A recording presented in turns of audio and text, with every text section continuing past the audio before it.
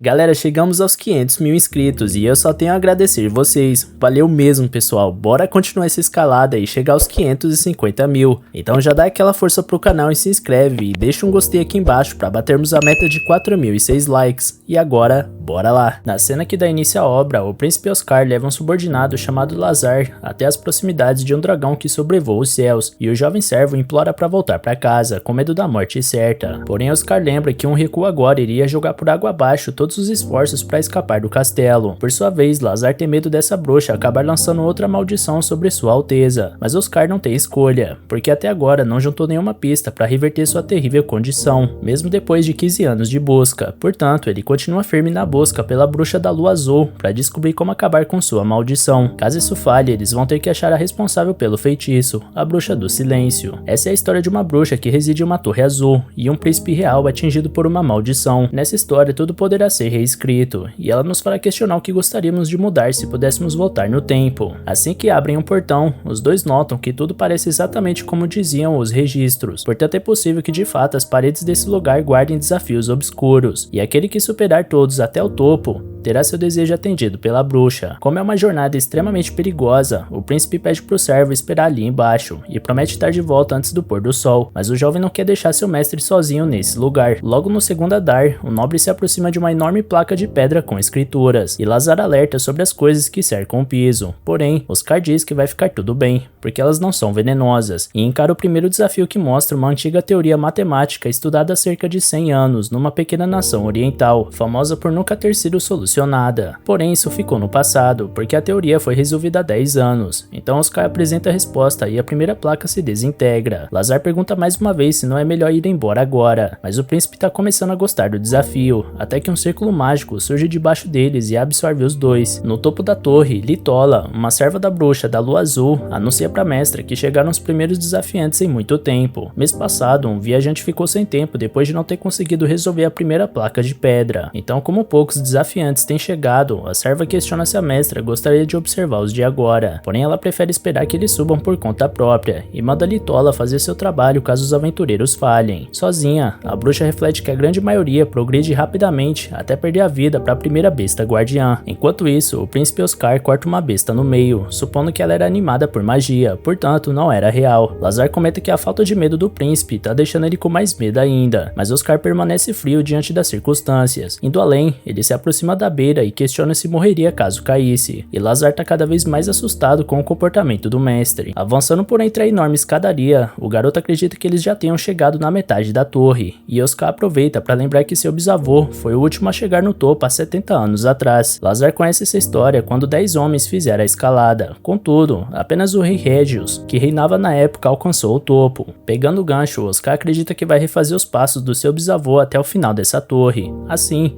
eles chegam até uma porta que guardava dois assombrosos gárgulas de pedra. Então o monarca desembainha a espada na suspeita dos monstros ganharem vida. Oscar mostra menos paciência com o nervosismo do seu servo e manda ele voltar, quando finalmente as criaturas se manifestam e atacam o príncipe. Oscar usa da sua serenidade para manter a calma e estudar os movimentos do inimigo, e ao desviar do primeiro ataque, ele revida com um golpe certeiro que corta um dos gárgulas no meio. Nesse instante, Litola alerta a mestra que os desafiantes chegaram na sala dos gárgulas. A bruxa pergunta quantos são, e Litola responde que são 2, mas na prática um só. A mestra estava fazendo um chá para eles, mesmo acreditando que eles não vão chegar para fazer as honras. Porém, Litola afirma com convicção que aquele desafio será superado, causando uma surpresa real na bruxa. Por fim, Oscar arranca a espada de dentro do olho do último gárgula e corta a estátua, dando fim ao embate. Dessa vez, ele percebe que chegou a um estágio onde sofrer um golpe pode custar sua vida, mas isso não impede ele de prosseguir sua jornada. Entretanto, antes de passar para o próximo nível, o chão do piso começa a se desfazer e separa o mestre do seu servo, e conforme o chão vai cedendo na direção do jovem garoto, Lazar pede para que o príncipe continue sem ele, enquanto revela que aguarda ansiosamente pelo dia em que Oscar se tornará rei. Então o piso que sustentava Lazar finalmente cai e leva junto o rapaz, que cai nas sombras de um buraco sem fim. Sem ter como evitar a queda, o futuro rei se vira e mantém a determinação de atingir o topo, abrindo a porta rumo ao próximo estágio da torre. Dessa vez, o recinto não se parece nada com as salas que outrora guardavam demônios de pedra. outra, até que Oscar enxerga uma mesa com um bule de chá. Nesse instante, uma figura misteriosa convida o homem a se sentar com ela e se apresenta como Tinashe, embora ninguém chame ela pelo nome verdadeiro. Oscar questiona se ela é a bruxa por conta da aparência jovial, mas Tanisha acha indelicado questionar a aparência de uma bruxa. Logo ela avisa que o companheiro do homem tá dormindo lá embaixo, sem nenhum tipo de ferimento. Ele pergunta se ela usou magia para alterar a aparência, mas Tinashe se ofende de novo com essas perguntas pessoais. Oscar argumenta que a mulher possui centenas de anos, mas ele não vê nenhuma ruga nela. Então a bruxa explica que seu corpo não sofre as marcas do tempo no compasso dos humanos, e que seu corpo simplesmente parou de envelhecer, por exemplo. Mudando de assunto, Tanisha quer saber o nome desse bravo guerreiro que foi o primeiro a subir ao topo da torre praticamente sozinho. Então o homem pede perdão pela grosseria e se apresenta como Oscar Lieth, príncipe herdeiro da realeza Farsas, bisneto e descendente do rei Régios. Impressionada, Tanisha nota a semelhança de Oscar com o antigo rei, embora ache o rosto do bisavô mais acolhedor. Oscar lamenta por não transparecer suas emoções, porém a bruxa ri da formalidade e responde que pelo menos o jovem príncipe é mais bonito, apesar do Reg ter sido uma alma pura e com um lado infantil aflorado. Finalmente, Oscar demonstra um sentimento de surpresa ao ver a bruxa mencionar seu bisavô pelo apelido, ao passo que Tanisha apresenta sua serva, Litola, que conta que o companheiro do príncipe está dormindo profundamente no exterior da torre, devido ao feitiço que ela provocou. Quanto a isso, Oscar acreditava que a bruxa enterrava os homens que não conseguiam subir numa vala comum. Porém, mais uma vez, Tanisha se ofende com a insinuação que ela vive cercada por um cemitério. Na verdade, ela quer evitar de inundar sua casa de corpos, por isso se certifica de não eliminar nenhum visitante. Com razão, o príncipe argumenta que a garra daqueles gárgulas é suficiente para dilacerar qualquer homem. Então ela revela que envia os desafiantes pro térreo no exato instante do golpe fatal, e aqueles que falham têm sua memória manipulada e são jogados em cantos aleatórios do continente. Segundo Tanisha, a maioria dos aventureiros buscam apenas honras e glórias, e esse é um preço justo a se pagar por esse apego excessivo a essas coisas. Por outro lado, Litola explica que alguns desafiantes enfrentam os perigos mortais da torre, em busca da cura para os seus filhos doentes, e a essas pessoas, sua mestra demonstra uma gentileza tão nobre quanto suas ambições. Curioso com aquele comportamento misterioso, Oscar gostaria de saber se a bruxa costuma visitar as cidades das redondezas, porém Tanisha não tem apreço por interferir nas vidas humanas, vulgarizando o real propósito do seu dom com feitiços. Por sua vez, Oscar lamenta que a bruxa do silêncio não tem esse mesmo pensamento, já que foi ela que amaldiçoou o príncipe. Naquela noite, ela subiu ao quarto do rei para tornar estéril tanto o pai quanto o filho, impossibilitando os dois de gerarem herdeiros, porque o sangue real passou a correr cada mulher que eles tocarem, extinguindo a linhagem Farsas após a morte de Oscar. Até hoje, o príncipe não sabe o motivo de ter sofrido essa maldição, porque seu pai se recusava a comentar sobre. Porém, ele acredita que tem a relação com sua mãe, que faleceu antes disso. Desde então, Oscar sempre buscou uma cura para esse feitiço nos livros e ruínas que permeiam a Terra dos Homens, mas nunca nenhuma pista foi encontrada, e na busca por respostas, o príncipe chegou até o topo dessa torre. Tanisha deixa claro que não há garantia que uma maldição possa ser desfeita, porque o que as bruxas chamam de magia é organizado e operado por um conjunto compartilhado de regras. Contudo, as maldições não seguem nenhuma lei. Além do mais, é preciso imbuir palavras com significado claro para romper o feitiço. Então, se a quebra da maldição for indefinida, quando é lançada, nem mesmo o lançador pode fazer nada. Para piorar, Tanisha comenta que maldições não costumam ser tão poderosas e sempre atingem diretamente o alvo. Portanto, Oscar deve estar, na verdade, sofrendo de uma variante da bênção. Para provar seu ponto, a bruxa toca o rosto do homem e mostra a marca da bênção que foi imposta a ele. Curiosamente, uma bênção pode ser usada para fins malignos. Por exemplo, aquela bruxa impôs a todos os fetos gerados pelos Farsas uma proteção tão poderosa que nenhuma mulher humana é capaz de suportar. Tanisha garante que existem magias para aliviar essa bênção, mas a bruxa do silêncio é tão poderosa que selou esse feitiço com 20 camadas de proteção, escondendo a cura num verdadeiro campo minado. Sendo assim, Oscar deve encontrar uma mulher capaz de resistir a esse poder protetor da criança. Então Tanisha procura essa pessoa se baseando no poder e resistência mágica do príncipe. Ele pergunta o que fazer caso essa mulher seja casada, idosa ou criança, e Tanisha deixa claro de forma humorada que a casada vai ter que chifrar o corno, enquanto a idosa, com uma mãozinha da magia, pode ser a panela velha que faz comida boa. Já a criança, seguindo as tradições dos reinos humanos, geralmente é moldada pelo homem até se tornar uma mulher ideal pelos próximos 20 anos, mais ou menos. Porém, o homem tem medo de ter que namorar uma múmia ambulante, portanto questiona se a própria Tanisha não seria capaz de resistir ao poder da bênção no seu corpo. Inocente, ela confirma que sim, e ao ver onde esse cara quer chegar, a bruxa pede muita calma nesse momento, mas logo Oscar diz que seu desejo é sair dessa torre com a Tanisha como esposa. A mulher recusa sem pensar duas vezes, mas Oscar lembra que ela faria todo o possível para conceder seu desejo. desejo. Além do mais, ela mesma disse que daria um jeito se fosse uma idosa. Tanisha fica possessa por ser chamada de velha, mas a questão não é essa, e sim que esse príncipe tá simplesmente querendo introduzir sangue de bruxa na linhagem real. Diante dessa loucura, Tanisha comenta que seu bisavô fez essa mesma proposta insana 70 anos atrás, mas Oscar continua firme na sua proposição, não recuando nenhum centímetro. Vendo que o homem não ia recuar, Tanisha ameaça apagar a memória do príncipe e despejar ele na esquina da Terra do Nunca. Então Oscar se prepara para revidar. No entanto, a bruxa nota que o aventureiro carrega consigo a espada real Akasha, a única no mundo que é imune à magia. Sem chances contra sua inimiga natural, Tanisha senta de volta ao se deparar com a arma do diálogo. De volta à mesa, os dois se encaram como dois leões numa selva, até que Oscar comenta que Tanisha morou no Castelo Farsas há 70 anos atrás, segundo ouviu dizer. A bruxa responde que ficou lá por 1 ano e meio ensinando magia e cultivando flores. Diante disso, Oscar pede só 1 ano com a bruxa no seu reino, como seu desejo final de vencedor. Logo, finalmente, a bruxa da Lua Azul aceita deixar sua torre como protetora do príncipe de Farsas, enquanto Lazar acorda do lado de fora, balbuciando seu desejo de sair desse lugar. Nesse instante, Oscar surge e apresenta sua companheira como a pupila da bruxa, responsável por ajudar a remover a maldição. Lazar pergunta no pé do ouvido do príncipe por que a bruxa dessa torre não comeu ele vivo. Então Oscar pergunta de volta se esse moleque não tem medo da morte. Então o grupo parte e a entrada para a torre é selada, enquanto Tanisha deixa claro que Oscar pode pedir quando quiser que algo seja completamente queimado. Oscar diz que não vai ser necessário, porque tudo que importa é ela estar ao lado dele. Por falar nisso, ele permite que a bruxa fique mais tempo em Farsas, se assim desejar, mas Tanisha responde que isso também não vai ser necessário. Ao se acomodarem na casa do Oscar, no Castelo Farsas, Tinashe concede ao príncipe uma bênção que anula todos os ataques externos, sejam eles físicos ou mágicos. Enquanto ela permanecer viva, nenhum outro humano pode quebrar esse feitiço. Oscar considera isso quase como se fosse uma trapaça, e a bruxa responde que fazer pacto com uma bruxa em si é uma trapaça. Porém, o homem ainda está vulnerável a venenos e ataques psicológicos. Oscar brinca que esse feitiço não é nada mal para uma maga aprendiz, e Tinashe menciona que é isso que vão pensar que ela é, dentro desse palácio, enquanto na verdade ela trabalha para quebrar a maldição do Oscar. Ele comenta que ela poderia trabalhar para se casar com ele, mas a garota responde que já conversou sobre isso. Mais tarde, perto do pátio de treinamento, ela comenta com Lazar que é complicado o Oscar não ter um sucessor, e questiona se não existe mais ninguém da linhagem real, mesmo que seja de uma família secundária. Em resposta, Lazar conta que há 15 anos houve uma série de casos em que bebês desapareceram por todo o reino, quando todos os primos do príncipe Oscar sumiram. Como resultado, não sobrou nenhum membro da realeza mais jovem que ele. Enquanto isso, ao acender um lustre de velas, o mago Cave pergunta pra Sylvia se ela teve a mesma sorte, mas a garota tá passando perrengue pra fazer o mesmo, até que ela quebra o suporte do lustre e Tinashe tem que ajudar. Sylvia fica impressionada com o feitiço sem recitar daquela mulher, enquanto Cave comenta que o príncipe trouxe essa pessoa da torre da bruxa. Após ajudar Lazar com o carregamento dos livros, Tinashe para observar o treinamento com espadas no pátio, e pergunta quem são os dois duelando. Lazar conta que são o general Aos e a oficial Meredina, e que esse jovem general é reconhecido como o mais habilidoso de todos, ainda que o príncipe Oscar seja mais forte que ele. Tinashe não esperava outra coisa de um homem que conquistou sua torre, e para surpresa do servo, logo ela desce para praticar a espada pessoalmente contra o tal general. No decorrer da luta, Aos solta umas risadas amarelas por não acreditar que uma simples amadora seja tão eficiente. Então ele comenta que se ela deixasse de ser maga, seria muito útil na linha de frente. Após o duelo, Aos comenta com a oficial Meredina que ficou claro que o príncipe não trouxe essa mulher só pelo fato de gostar dela. Meredina ouviu dizer que ela é aprendiz da bruxa e considera que isso seja um problema. Então o general brinca que ciúme não combina com a garota, que se vinga do rapaz pela brincadeira de mau gosto. Por falar em aprendiz de bruxa, coincidentemente, Litola surge no pátio do castelo de Farsas em busca da mestra, e ela fica feliz por Tinashe ter encontrado uma boa pessoa pro pacto e tá se divertindo tanto. Porém, existe uma coisa que ela gostaria que a bruxa soubesse. Pouco depois, Tinashe entra no escritório do príncipe com uma vestimenta de batalha e avisa que vai se ausentar por 2 ou 3 dias. Oscar comenta que fez um pacto e que não pode se afastar da garota, então pede que ela pelo menos avise pra onde tá indo. Quando ela explica que vai viajar pro Lago Mágico em Drusa, Lazar entra em desespero, porque foi lá onde a besta demoníaca foi selada pela bruxa há 70 anos atrás. Tinashe lembra bem disso, e também sabe que naquela área grandes surtos de ondas de alto poder mágico assombram o local. A intenção dela é descobrir o responsável por isso e o que ele tá tramando. Nesse caso, Oscar quer ir junto na companhia de soldados qualificados, mesmo que Tinashe tenha prometido garantir a segurança apenas do príncipe. Dito isso, a bruxa dá 1 hora para ele organizar sua partida. Enquanto isso, no tal lago mágico, Walt observa a pesada neblina no aguardo de algo que não é visível, mas que tá prestes a começar. Ele espera que a bruxa da Torre Azul perceba em breve. A moça ao seu lado questiona se essa bruxa realmente vai vir para um lugar tão tão distante, porém Valt não tem dúvidas, porque ela possui olhos por todo o continente e tá na busca pela mesma coisa que ele. Uma hora depois, os preparativos foram terminados, e Silva fica gamada no dragão no ombro da Tinasha. Então ela se apresenta pra bruxa e tenta tocar a fera, porém parece que ela não tá muito afim. Oscar pergunta o motivo de levar um dragão, e ela responde que pretende montar nele caso vá sozinha. O príncipe comenta que esse monstro não parece grande o bastante para isso, e depois informa ao grupo de expedição que o objetivo é realizar uma investigação no Lago Mágico em Drusa, e que ninguém deve contrariar as ordens da Tinasha. Os soldados ficam confusos com essa afirmação,